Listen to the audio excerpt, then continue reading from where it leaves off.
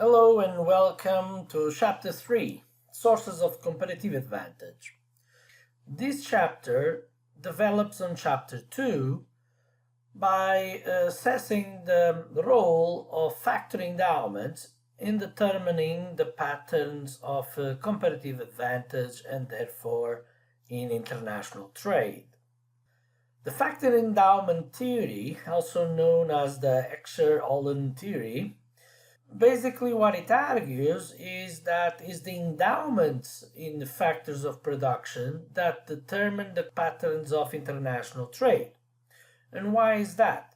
Because the more abundant a resource is in a given nation, the production of goods and services that use that endowment intensively is going to be highly competitive in international markets, because the more abundant a resource is, the cheaper it is.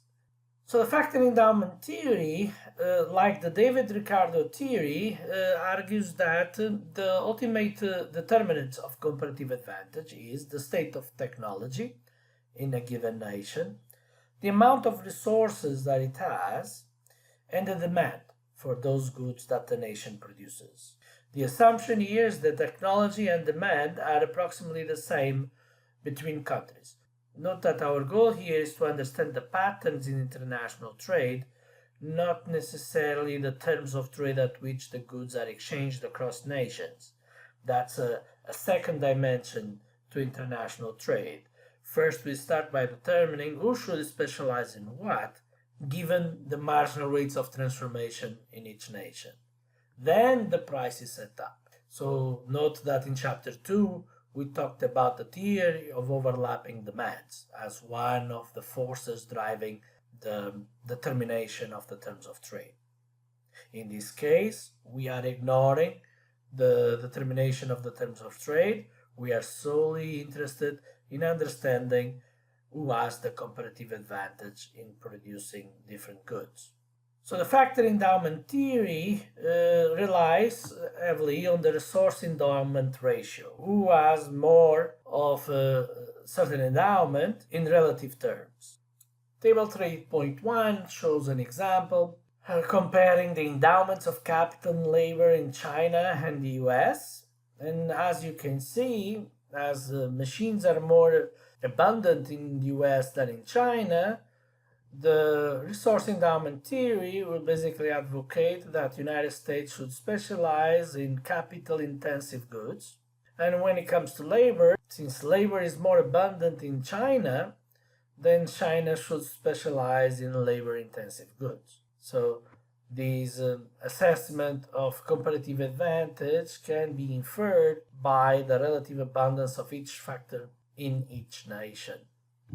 The rationale being summarized in this flow, where it states that the differences in the abundance of a certain resource leads to differences in the price of using that resource in the production process, which ultimately translates into differences in the final prices of those goods that use those resources, and therefore determines the pattern of comparative advantage and international trade.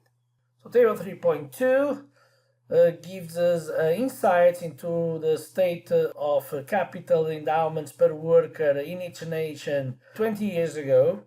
And you can see here the divide between industrial nations and developing nations made according to the quantity of capital available for the use of each worker. So you see that Japan at that time had machinery and equipment worth about $77,000 per worker. So with better machines, a worker can produce more advanced and more value-added products. As opposed in Kenya, each worker on average had just about $1,400 worth of machinery to work with. So pretty much incapable of producing high value-added products without the equipment necessary to do so. Now figure 3.3 basically extends what we learned in chapter 2 when it comes to determine the marginal rate of transformation and assigning the patterns of specialization. Taking into account that we are dealing with increasing costs of production, note that the PPFs, the production possibilities frontiers, also known as the production possibility curves, are concave. So that immediately tells us that we are facing a situation of increasing costs of production. And note that the interesting aspect of this graph is that now we are plotting more than two goods, we are plotting two factors of production. And using textiles as a proxy of a product that is labor intensive, and aircraft production as a proxy of a product that is capital intensive. I will derive this graph in more detail just to facilitate its comprehension. So figure 3.1 now expands the teachings of David Ricardo to a scenario where we have two factors of production, namely labor-intensive and capital-intensive goods. Carabao uses aircrafts as a proxy for capital-intensive goods and textiles for the labor-intensive good.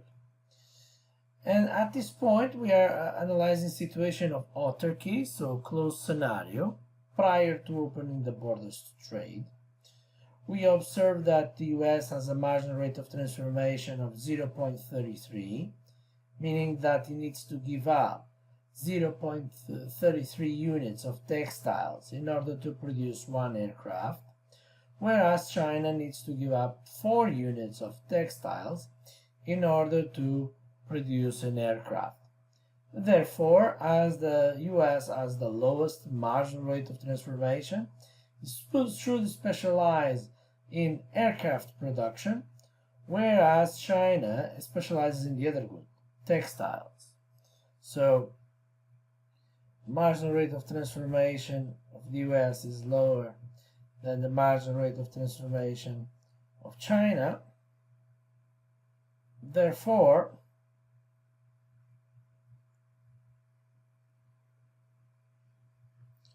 US specializes in aircraft production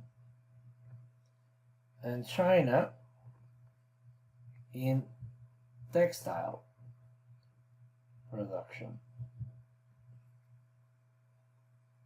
As we have concave PPFs, production possibilities frontiers, we know that we are facing a situation of increasing costs of production, and therefore we're going to recommend partial specialization as opposed to full specialization under constant costs of production. The rationale is that we're going to stop specializing the production of aircrafts when we reach a marginal rate of transformation equal to the terms of trade. At that point, further specialization will mean that the cost of production will be higher than the terms of trade, and therefore it would not make sense to trade.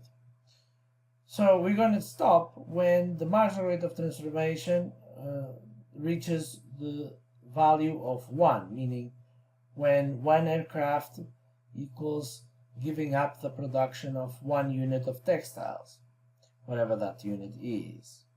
So the US starts at point A with a marginal rate of 0.33, and as the curve becomes steeper and steeper, it means that the marginal rate of transformation is increasing, and the tangent point reaches touches the PPF at this point B prime. So we stop specializing in aircrafts in the US when we reach a production of 15 aircrafts. Similarly, the marginal rate of transformation is 4 units of textile per aircraft in China, and we recommend China to specialize in textiles. So the textile production in China is going to increase from 6 all the way to 13, because that's when the slope of the Chinese PPF has a slope of equal to 1, meaning the marginal rate of transformation at that point is 1. So specialization in China in textile production stops at 13 units. This means that we still have some production of both goods in each country. Namely, for China, we have 13 units of textiles and 3 units of aircrafts, whereas in the US we have 15 units of aircrafts and 1 unit of textiles. With these production levels, still possible to consume above the PPF, meaning that there's still gains from engaging in international trade, reaching a point beyond the PPFs of both countries, a point that they were unable to attain if they were in isolation, if they were in autarky, if they did not engage in international trade. So, by assumption, Carvalho says, well, let's say that both countries want to consume at point C. That means 9 aircrafts in each country being consumed and 7 units of textiles. How is that possible? Well, the US produces 15 units of aircrafts. It's going to export 6 units of aircrafts to China. This is the exports of the US. And in return, it gets 6 units of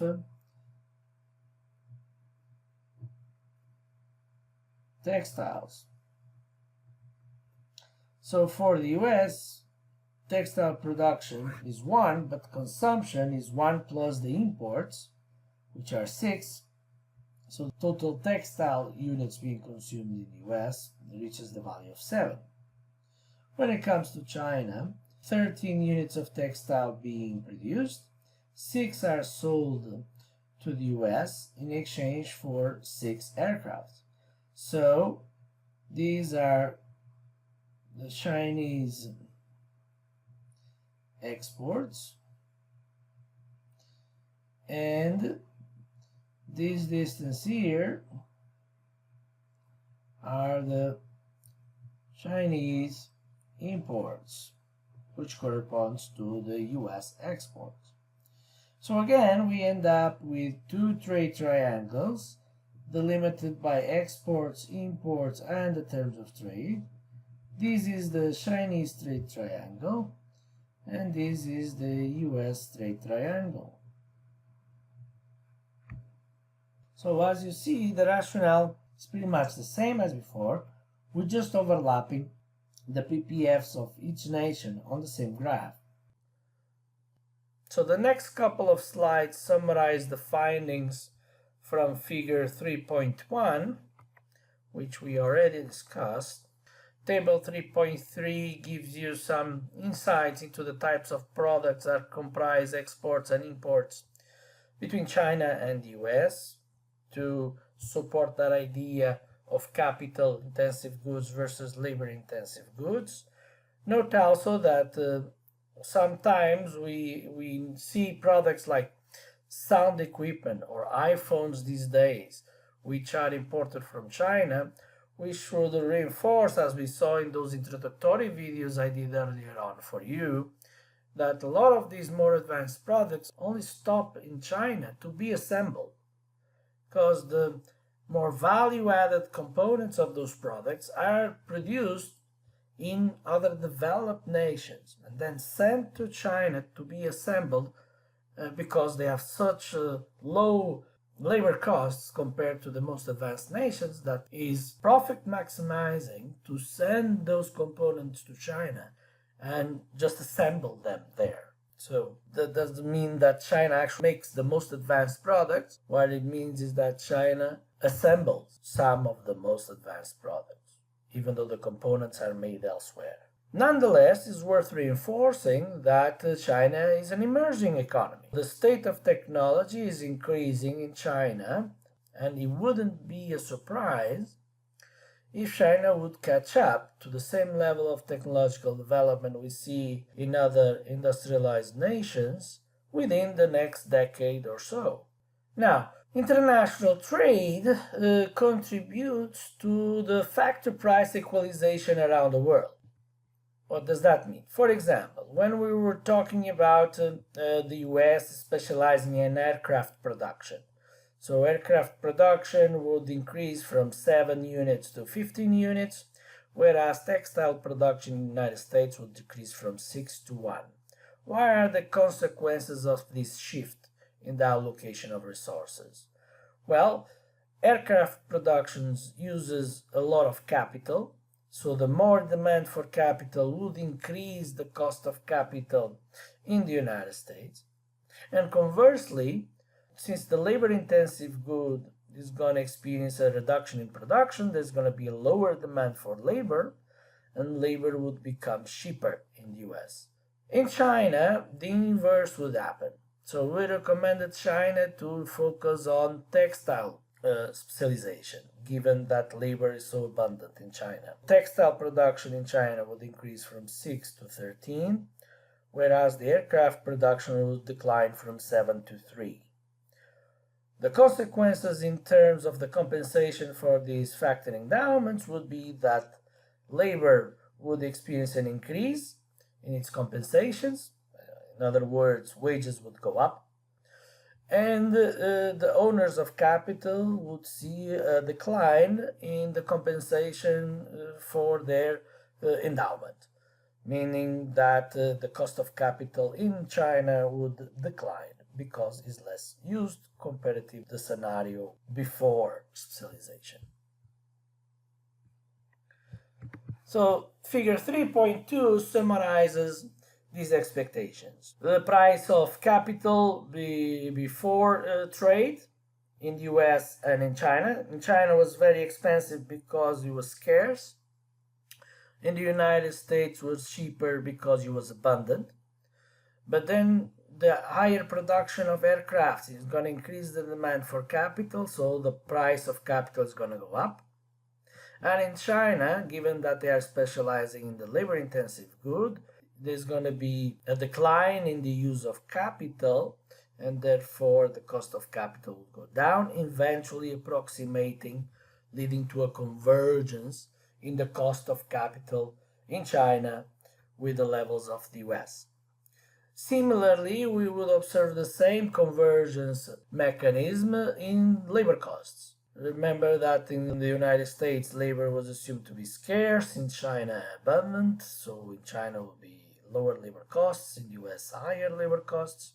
But because China would be specializing in the labor-intensive good, the wages of workers in China would go up, and because the United States would be specializing in the capital-intensive good, the cost of labor would decline, and eventually leading to a convergence and equalization in the rewards for labor in each nation. Now, one of the links that I am including in the Model 3 is from the Bureau of Labor Statistics and refers to the international comparisons of hourly compensation costs in manufacturing, data from 2012. So this is a fairly recent study given the availability of these figures. And what we see here, when we standardize the dollar, convert all wages into dollars, given the exchange rate in 2012, you see the disparity in hourly compensations, specifically in manufacturing. This is solely referring to manufacturing across the world. Okay. So you see that the average pay in the US was about $35.67 per hour, whereas in the Philippines was merely $2.10. Our neighbors in Mexico, $6.36. So strong competitiveness in labor-intensive goods. And whereas in Norway, pay much more than the United States, right? Almost double, $63 per hour that manufacturing workers are paid in Norway, $58 in Switzerland, $52 in Belgium, about $50 in Sweden, 48 in Denmark, 48 in Australia, 46 in Germany. Note that these are all known as rich countries. It's not because they are paying so much more to their workers that their economy is doomed. They're actually very strong nations, very industrialized and developed nations, which can afford to pay much more to their workers than the US. Even Canada pays more to their workers than the US. Who pays less? Japan, Italy, UK, Spain, and so on. You can follow here my home country, Portugal, with $12.10. So there's a huge discrepancy, but labor cost is not the full story. It's a significant part of the story, but it's not the full story. It has also to do with how efficient these workers are. Please browse this publication by the US Bureau of Labor Statistics to learn more about these discrepancies in wages. For example, other interesting insights you can learn from this publication is out of the total compensation paid to workers, how much goes to social insurance, how much in directly paid benefits, and how much for the time actually worked. So there is data for most of these countries. For example, in Switzerland, $58 in pay, out of which almost $9 go to social insurance, $10.75 for directly paid benefits, and for the time actually worked is $38.19. So it's an interesting insight into this breakdown because you also get insights into how big the social is. Within the realm of figure 3.2, another resource I included in complementary materials for Model 3 is this other publication by the Bureau of Labor Statistics that talks about the evolution of wages in manufacturing in China alone during the 2002-2009 period. And the interesting observation we see there is that wages have increased dramatically in China, as well as the employment in manufacturing has experienced a significant increase. So in 2002, over the total Chinese population officially employed in the manufacturing sector was about 86 million people. And by 2009 was about 99 million people. Then it breaks down between urban employment and rural employment, rural areas and metropolitan areas, or rural areas and urban areas. And then shows us the evolution of pay in manufacturing in China during the same period. So in 2002, the average pay was about 60 cents per hour, the equivalent to 60 cents of a dollar per hour. And by 2009, that wage was about almost 3 times higher, $1.74. So you see the further specialization in labor-intensive goods, more demand for workers, higher pay. Still, $174 per hour is quite far from the $7-8 an hour that is the minimum wage in the United States. So even though wages are increasing, there's still a convergence because it's adding to more similar levels, but still a long way to go. Now, this factor price equalization might never end up occurring. We see a convergence in the levels, like they're approximating, but they will not necessarily become the same because of structural differences across nations. For example, when it comes to education levels. So human capital, using education level as a proxy for human capital, varies a lot throughout nations. And there is a lot of cultural issues too.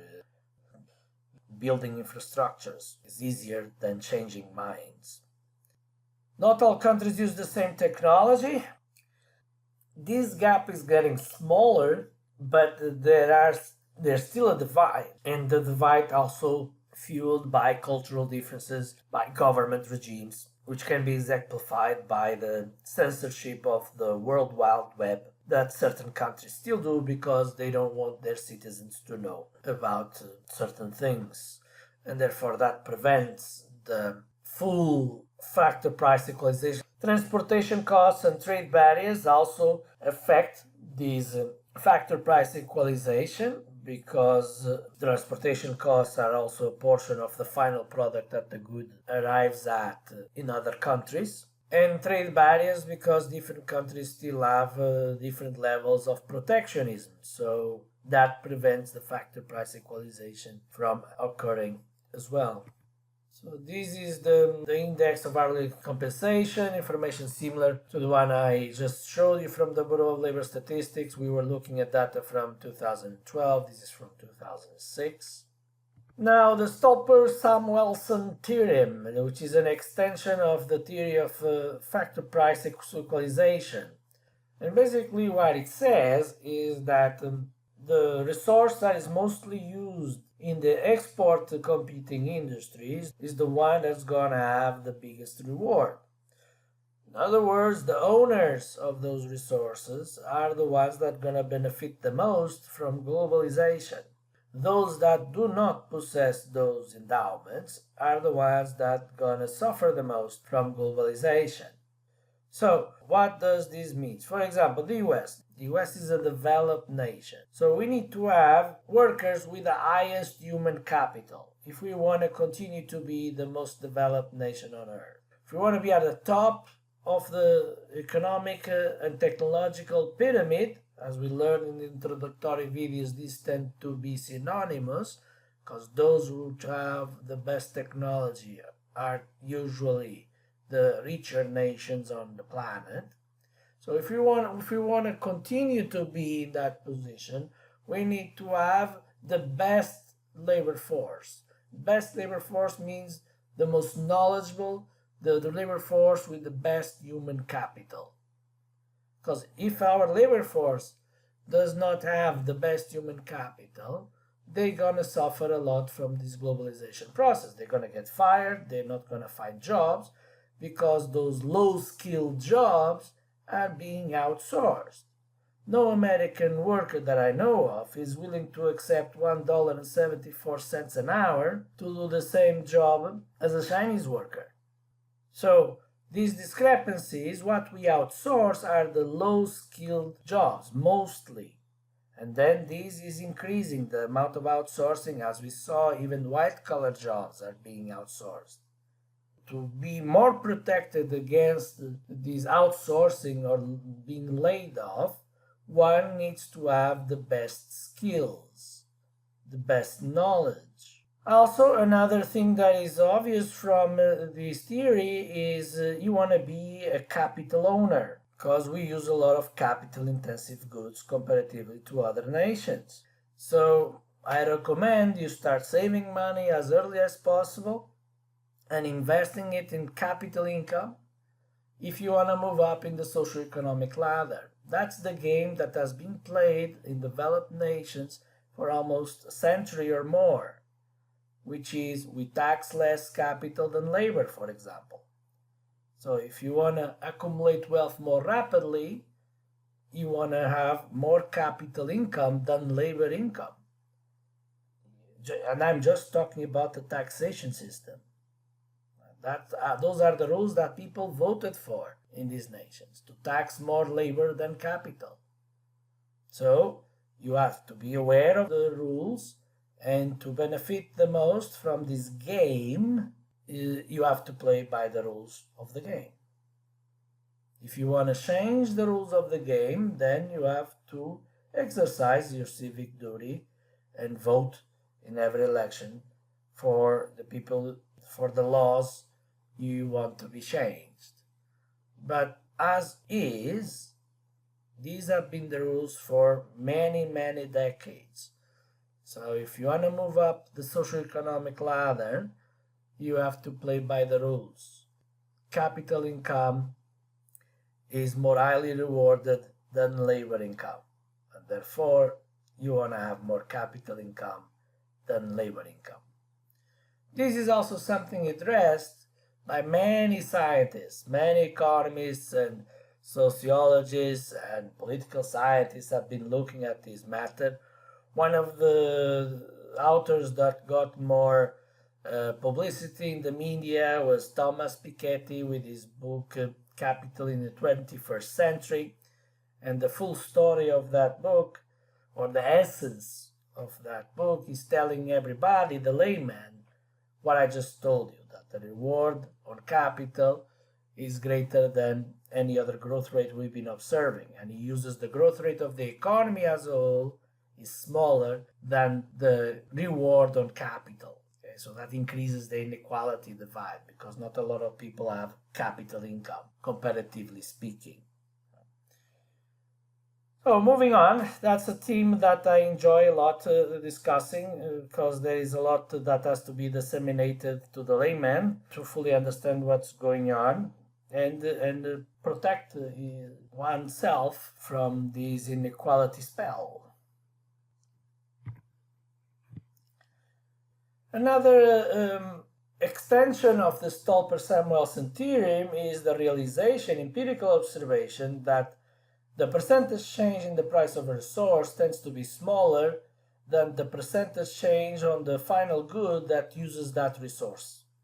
It's not a one-by-one relationship. Meaning, for example, if capital cost increased by 1%, the price of the good that is capital intensive tends to increase by less than 1%. Within the realm of the Stolper-Samuelson theorem, what we observe is the owners of the relatively abundant resources, which are those used in the export competing industries, they tend to be in favor of free trade, globalization, because they benefit the most the more markets they can reach. And those that are the owners of the relatively scarce resources favor protectionism. They want to be in the bubble. Or in other words, those that can compete anywhere in the globe favor free market. Those that are not good enough to compete everywhere in the world favor protectionism. Is international trade a substitute for migration? Yes, it is. So the richer China becomes, the richer India becomes, the fewer people from China and India will be willing to move to another country. People only feel the need to get out of their home countries if the minimum conditions to have a decent life are not met. So what we see is people moving away from their lands when there is significant economic stress and socio-economic stress. Political freedom is also an issue here. Religious freedom, all these other kind of constraints play a role too. But socio-economic conditions are the primary driver of migration. So as these other nations become richer, we should observe fewer and fewer people from those nations migrating elsewhere. How many Americans you see migrating to other nations? How many Swiss do you see migrating to other nations? How many French do you see migrating to other nations? How many people from the rich nations do you see migrating elsewhere? Look at that number and then compare with the number of people you see from the poorer nations migrating. So what we observe around the world is the richer a nation is, the lower it is the likelihood that their citizens are going to migrate elsewhere. So international trade, as it is a force to alleviate poverty around the world. Remember when I showed you in the introductory videos that global poverty reduced from 30% in the early 90s around the world to below 10% now. So international trade is a force in equalizing the standards of living around the world, in alleviating poverty, for example. Right? So, and as such, is a force to diminish migration. So these next slides talk about what I just said. Read it. Now, the inequality and wage gaps. This is still within the realm of what we were discussing, and now we're going to look at it in a more scientific framework of supply and demand model. So I'm going to derive this graph by hand to fully explain what's going on here. Now, figure 3.3 is talking about wage inequality between skilled workers and unskilled workers. So basically what we have here is the wage of the skilled divided by the wage of the unskilled, and the labor ratio is basically the number of workers that are skilled divided by the number of workers that are unskilled. So we have a ratio of wages, and we have a wage of employed workers in terms of skills. Okay. So now let's play with this graph step by step.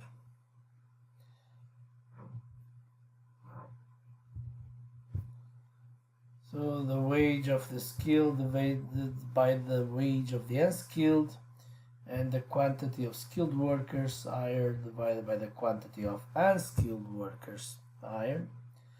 Curve for simplicity is assuming that the supply is fixed at a certain level. This is the supply curve of skilled versus unskilled workers, and this is the demand.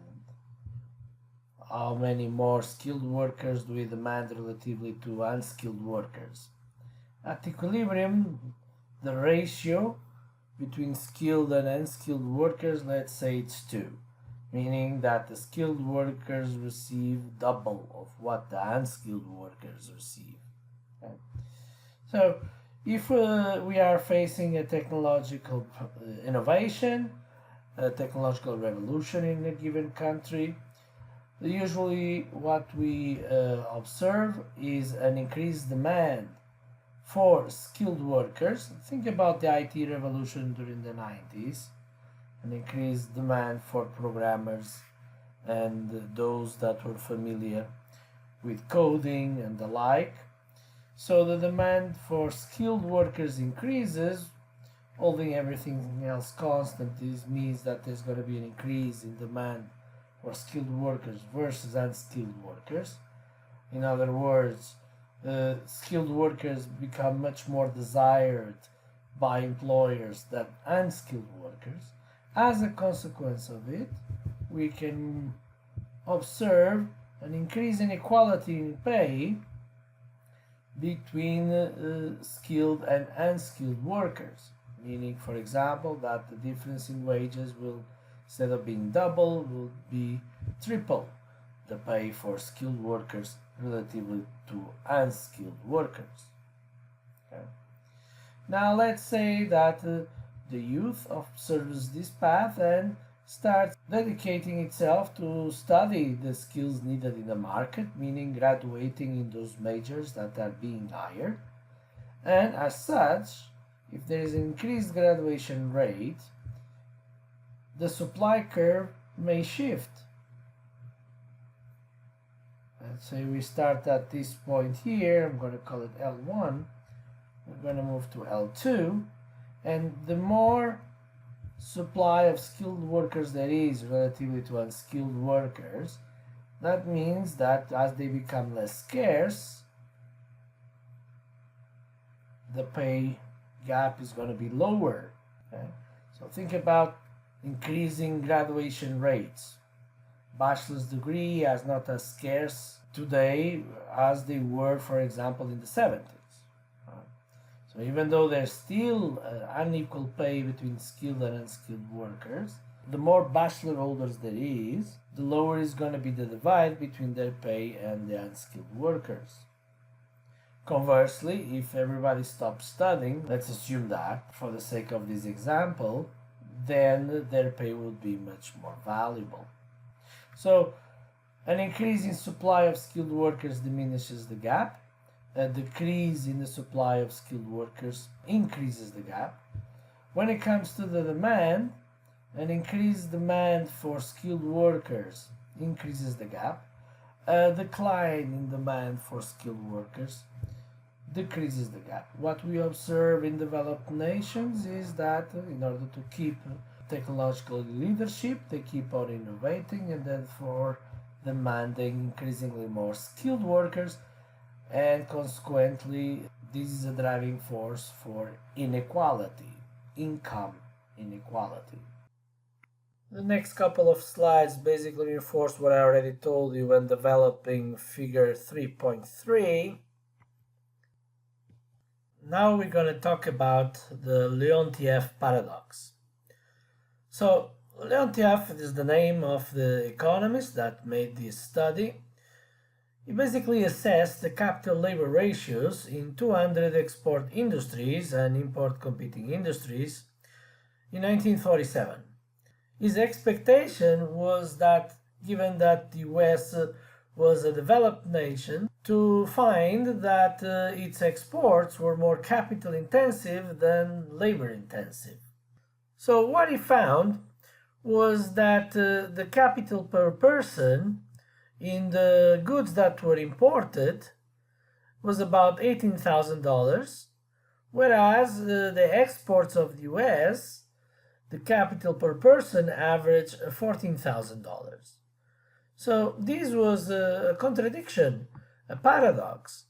The finding that was expected was that its exports will be more capital intensive than its imports, when in fact the finding was that the imports were 30% more capital intensive than exports.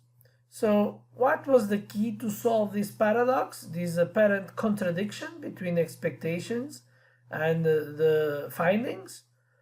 Realizing that capital has many forms. It's not only physical capital like machines, equipment, and the like, but also human capital, the accumulated know-how, the accumulated knowledge. So when breaking down the exports of the US, Leontief found that they are actually more human capital intensive than physical capital.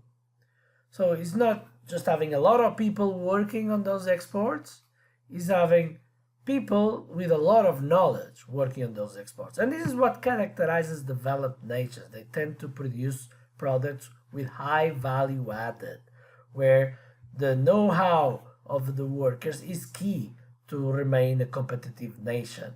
It's not the quantity of workers, it's the quality of those workers, the skills of those workers.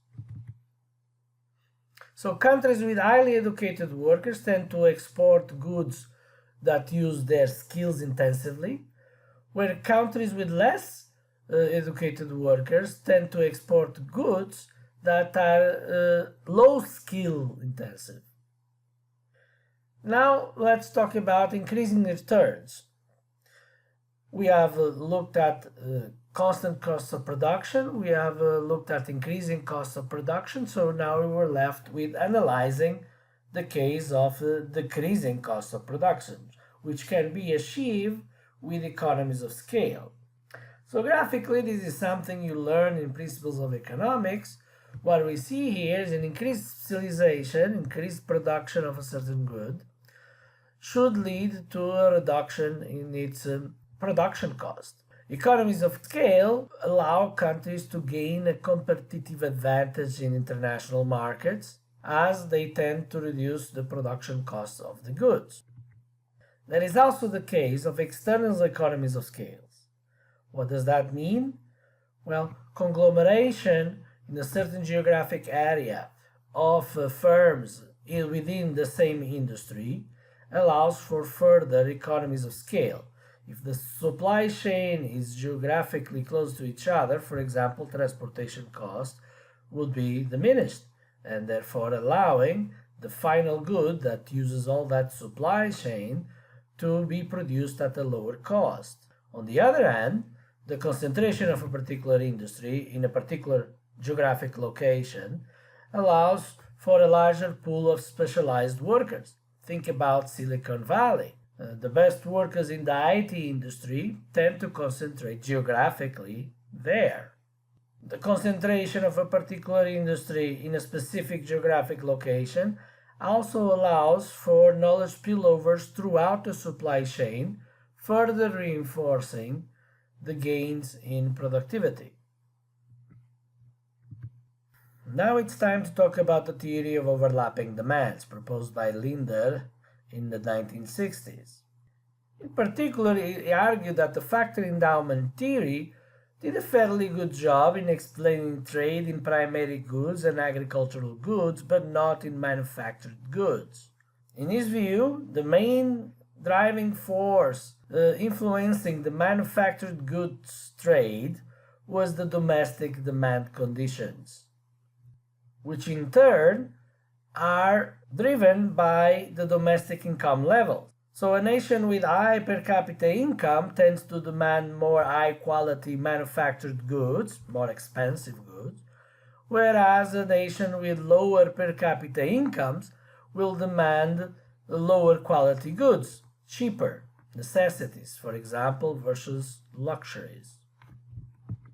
Within this realm, then, it follows that what Linder expected was to observe more trade among rich nations than trade among rich and poor nations, because of this purchasing power parity that exists among rich nations, meaning that the consumers in rich nations will have a demand for similar products, the consumers in poor nations will have a demand for other types of products, cheaper. So in sum, rich nations will tend to trade more with other rich nations, and poor nations will tend to trade more with other poor nations. This, in essence, is the theory of overlapping demands. Another particular force within the globalization process is intra-industry trade, as opposed to inter-industry trade. So intra-industry trade is trade within the same industry, whereas inter-industry trade is trade across industries. As we have seen increased specialization across nations, they have also extrapolated to increased specialization in certain parts of the supply chain.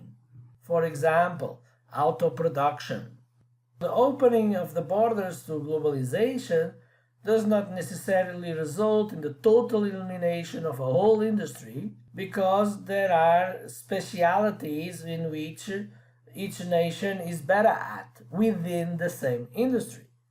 This is particularly something common in industrial nations, each one of them specializing in a certain type of component of a final product. Think about the iPhone example we discussed in the introductory videos, where we saw the design was made in the US, but there was parts of the iPhone, like the RAM, the graphics card, that were produced in countries like Germany, like Japan, like South Korea, which then were all shipped to China to be assembled in the final product and then shipped back to the US.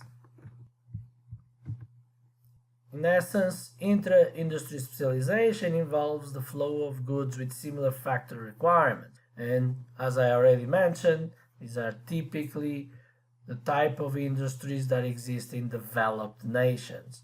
This is also a trend observed in international markets, because we are increasingly further away from perfectly competitive markets, and we are more and more into a scenario where industries are characterized by oligopolies.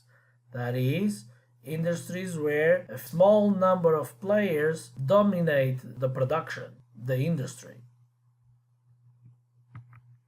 So this intra-industry specialization issue is less problematic if we're talking about differentiated goods as opposed to homogeneous goods. Because if it's differentiated, the degree of uniqueness makes it more difficult for other nations to imitate, to produce the components of these unique products. So therefore, there will be fewer adjustment problems if we're talking about differentiated products as opposed to homogeneous products. So here are some statistics from 2007 about inter-industry trade. As you can see, for example, we export a lot in the airplane industry, but we also import a significant amount. When it comes to aluminium industry, we export some, but we import much more. So there's plenty of exports and imports within the same industry. And this is the trend that we observe worldwide, especially in industrial nations. Now let's talk about the product cycle theory. And basically what it states is that nothing lasts forever. So this is the typical cycle of a given product. First starts being manufactured at home, then the domestic industry starts exporting it to other markets. Once there is this realization by the other countries that there is a demand for this product that was being produced by this other nation, they start also producing it. This could be either through the imitation of technology or reverse engineering or whatever technique is applied to produce a similar good. Then, as this becomes widely known how to produce that good, the domestic industry loses its competitive advantage. And lastly, imports begin. So what this is basically alluding is to the dissemination of a novelty, of a newer technology. When a new technology is developed, the competitive advantage is in the country that invented it. Think about the Industrial Revolution, the steam engine in the UK. But then, as everybody else learned how to make steam engines, they were producing similar goods. And eventually, the country that invented it is surpassed by another country that innovated on it. Think about again the example of the UK and then being surpassed by the United States about 2 centuries later. Examples. Pocket calculators were first produced in the US and then they start being produced in Japan. When they were produced in the US, they were a novelty. A calculator would cost about the equivalent to $1,000 today.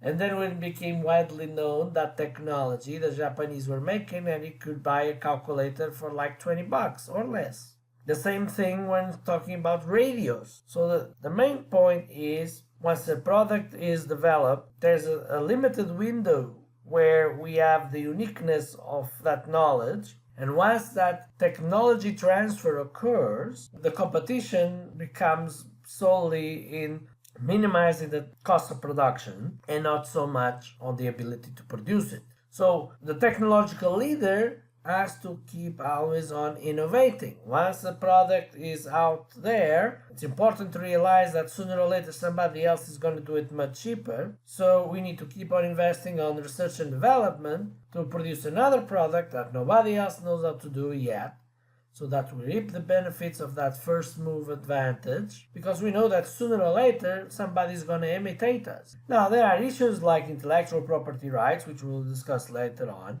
basically give monopolies to these ideas, to their inventors, but technology has evolved so much that to satisfy a need, the product no longer needs to be exactly the same in terms of how it's made. It can be made differently, which falls outside of the IPR, and satisfy the same need. IPRs are not really the solution to keep a technological competitiveness forever. The key to keep one's country always at the technological edge is on continuously innovating. So then this naturally leads us to talk about a dynamic competitive advantage as opposed to static. A competitive advantage is dynamic because who has it is the leader, and we already discussed this a couple of times, right? Remember Portugal and Spain during the discoveries. Nobody else knew how to do what the Portuguese and the Spanish were doing. Once they realized how it was done, then the British came and the French came and started innovating on what the Portuguese and the Spanish did, so they took over the role as the leading economic powers. Then the UK further distinguished itself with the Industrial Revolution, doing something that nobody else was doing at that time. Then came the US. And who knows who's coming next, but whoever it will be the one that has the latest technological innovation. Now, governments try to interfere to the best of their abilities in order to create the conditions so that the best technologies are created in their countries. Of course, this is a very difficult exercise because nobody knows the future. But there are typical commonalities, right? So we always want to have the best workers, the workers with the best education, with the best skills, and we also always want to have the best infrastructure because these are the enablers to the creation of a technological incubator. Without these conditions, it's much harder to be a technological leader. So the typical measures by domestic governments include antitrust immunities, tax incentives, research and development subsidies, loan guarantees, low interest rate loans, trade protection, all these different instruments in order to try to give the best advantages in relation to other countries in the development and protection of a certain industry. Now, of course, these are attempts to delay the unavoidable. So sooner or later, there's going to be a catching up by the other nations. On the top of these, such type of policies require the governments to identify the winners, basically to look into a magic ball and try to guess what's going to be the technology of tomorrow. And then encourage industries to allocate resources to innovate on that technology. A typical example is the degree of protectionism and subsidies that governments give to their jetliner industry. Think about the US versus Europe. Think about Boeing versus Airbus. So basically what both companies do is to beg their governments for subsidies and some forms of protectionism with the argument that, well, they need to have that because the other company is having something similar in their country. So at the end of the day, what we end up having is Boeing and Airbus being highly protected by their domestic governments.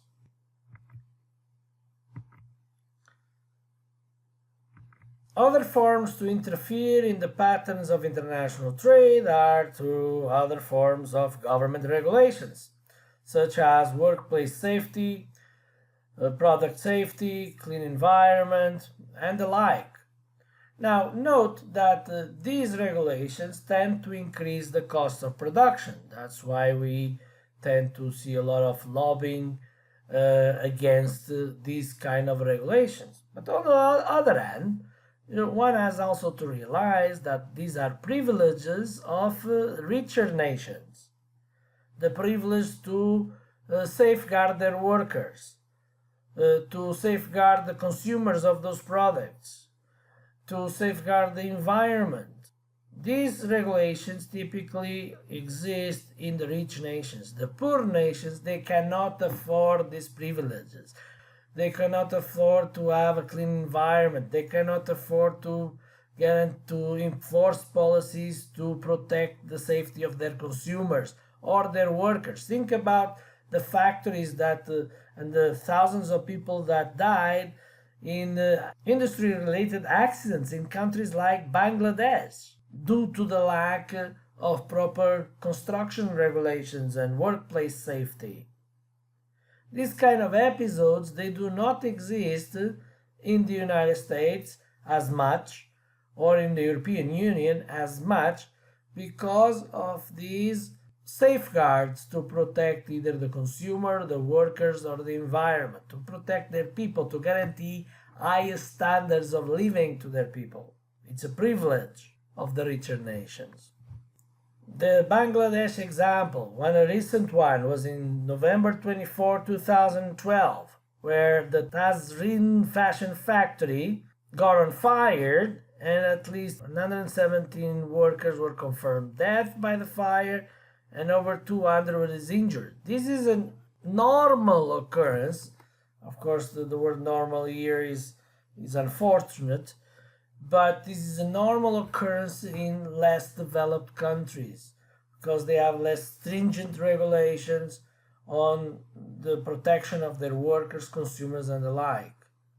This is a more recent story. This is in September 2016. Another 31 dead in a factory, and so on. I'm picking on Bangladesh because that was the example that came to my mind. But you have examples like this from many other nations, typically less developed with less regulations. Now let's do a graphical analysis of the impact that government regulations have on the cost of production. Figure 3.6 talks about the impact, or assesses the impact, of the introduction of government regulations in the markets. So what we have here is a scenario where under autarky, South Korea produces steel at an average price per unit $500, right? And sells it at that price, perfectly competitive market. Whereas the US produces at $600. So Korea has a competitive advantage in the production of steel and therefore should export it to the US. And let's say that that opening of the borders begins and we move to a situation where South Korea produces 7 units instead of 5. Okay? That means that at $500, 7 units are supplied by the producers of steel in South Korea. However, the South Koreans consumers, they only consume 3 units at that point, meaning that we have here exports of 4 units to the US. Okay, so that's what we observe here. If the price in the US declines from 600 to 500, then consumption in the US is going to increase because steel became cheaper. Instead of 12 units being consumed domestically, there's 14. However, the US suppliers of steel are not going to be happy. They're going to get paid less for each unit of steel they produce. And if the pay is $500 per unit, then they are willing to produce just 10 units. Okay? Hence, the remaining 4 that the US market consumes are the imports from South Korea. Okay. Now let's say that the US is concerned about environmental damages created by steel production. Let's assume that. And as a consequence of it, it decreases the restrictions and the kind of investments. And as a result of that, it forces the US steel producers to invest in environment protection. For example, the creation of water stations to minimize the soil contamination coming from steel production, if there is any. I'm assuming there is. So, what is that going to do? Given the limited budgets that suppliers have, right? Their budget constraints, if there is an increase in costs that they need to comply with, that means that with that same budget they're going to be able to produce less units. Okay, so as a consequence of that, the supply curve contracts. This is the introduction of government regulations. That's why suppliers hate regulations, well, in general, right? They lobby strongly to the abolition of regulations. And you see here why, the contraction of supply. So that means that the equilibrium price domestically, if it was a closed economy, will go up. Let's say that this would be like $900. Okay? So with the introduction of these regulations, there's going to be an increased desirability for South Korean steel. And as a consequence of it, there is going to be an increased production of steel from South Korea, now moving to 9 units. and the South Korean consumers are going to be increasingly dissatisfied. Now at that price, instead of buying 3, they just buy 1 unit of steel. The exports now are going to be equal to 9 minus 1, which is 8 units. And given that increased regulations in the US, the US consumers are now willing to pay again $600 per unit, even though the US suppliers now are only able to produce 4. Consumption goes back to 12, and this difference here, the 12 minus the 4 produced domestically, this is the US imports. So South Korea benefits from the introduction of regulations in the US, in particular South Korean producers. The consumers are not that happy because they pay much more and consume less. And in the US, the group that is going to be more dissatisfied are the producers. The consumers go back to pay what they were paying under a closed economy. However, society as a whole might be better off due to the public good created by government regulations. For example, a safer environment to live in. Whereas in South Korea, they may not have those regulations. In this scenario, they don't, so they would probably suffer from environmental pollution. Think about, for example, the pollution that goes on in China and the trouble that they had during the Olympic Games to make it a healthier environment for athletes. So there are pros and cons in regulations. Government regulations, particularly those related to the environment, are a privilege of rich nations because the poor nations cannot afford to guarantee higher standards of living to their citizens, for example, in the form of a better environment.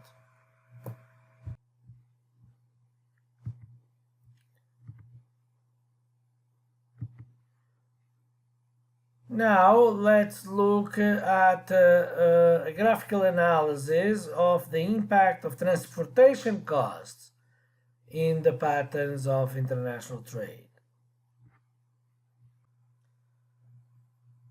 Figure 3.7 talks about the impact of increasing transportation costs. So to illustrate that in the most simple way, Carvalho starts from a scenario where there is no transportation costs and then moves to a scenario where there are transportation costs. And it makes it even more interesting because it plots the two nations in the same graph, uses one quadrant for each one of them. So this is the supply curve for the US, this is the demand curve for the US, and then we have the supply curve for Canada and the demand curve for Canada. Starting from a situation of no trade, that's point F for Canada and point E for the US, we have a situation where automobiles are being produced at $4,000 average in the US and 4 are being consumed, whereas in Canada cars are being sold and produced at $6,000 per unit and there is 4 units being consumed. So the US has a competitive advantage relatively to Canada because it can sell cars at $4,000, whereas in Canada they cost $6,000. So let's say they open the borders to trade and price stabilizes at $6,000 per unit. So this is 8 over here, 8. When the borders are open, then it stabilizes at 6. What does that mean? It means that the US suppliers are going to be happier. This is 0, so it's increasing as it moves towards the left. So US suppliers are going to be happier because instead of producing 4 units, they are now producing 6. Whereas the US consumers are going to be dissatisfied because the price went up, so they consume less, just 2 units. The difference, the 4 units are going to be equal to the exports, as is written in the graph. Those are the 4 units. Where are they going? They're going to Canada, being sold at 6,000 instead of the 8,000 they were paying under a closed economy. So who is happier? Well, the domestic consumers, the Canadian consumers are happier because they're buying now cars at a cheaper price, they consume more. Instead of consuming 4, they consume 6. Whereas the Canadian suppliers are satisfied because they are being paid now less per each car. Instead of 8, they are paying 6, being paid 6. So they produce just 2 cars instead of 4. Now, what happens if the cost of sending a vehicle across the border is $2,000 per vehicle? So that's the scenario contemplated here in the graph B. So what's going on? Well, the Canadians, the most they are willing to pay is 8. So Carabao is saying, okay, let's assume they are willing to pay 7 then. Well, if they pay 7, it means that the cars are going to leave the States at 5 because there's $2,000 transportation cost per vehicle. If that is the case, then in the US, there's going to be now a smaller increase in the price of vehicles. Instead of going all the way to 6, they go just to 5, meaning that the US suppliers still happier than before, but not as happy as they would if there was 0 transportation costs, because production increases now just from 4 to 5 instead of 4 to 6. And but the US consumers are not going to be as dissatisfied as before, because instead of paying 6 per car, they're now just going to pay 5. So even though they contract their demand, it's not going to be as dramatic as before. And in Canada, the benefits that the consumers have from opening the borders to trade is still positive, but not as big as they were before. So they are paying 7,000 at the end for the car instead of just 6 as before, and therefore the consumption level is going to increase, but not as much, from 4 to 5. And the Canadian producer is not going to be as dissatisfied as before because they're still able to sell the car at 7 instead of 6. So the domestic production is not going to contract as much. Overall, the conclusion is the higher the transportation cost, the lower the volume of international trade. And conversely, the lower the transportation costs, the higher the volume of international trade. And in fact, that's what we have been observing worldwide, because technological development has enabled transportation costs to diminish. For example, we have increasingly bigger vessels, we have increasingly more efficient engines, and all these innovations contribute to lower transportation costs, and therefore they contribute to a higher level of international trade.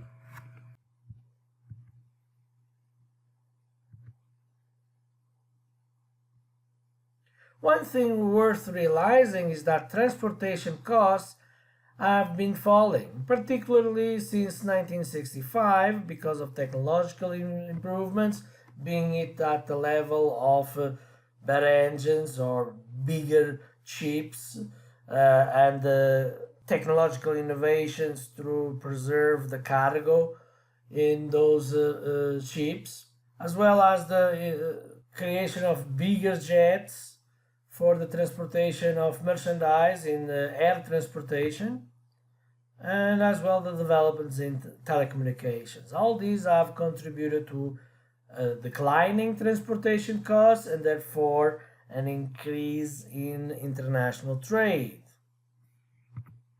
So table 3.9 shows us the share that transportation costs represent per country of origin.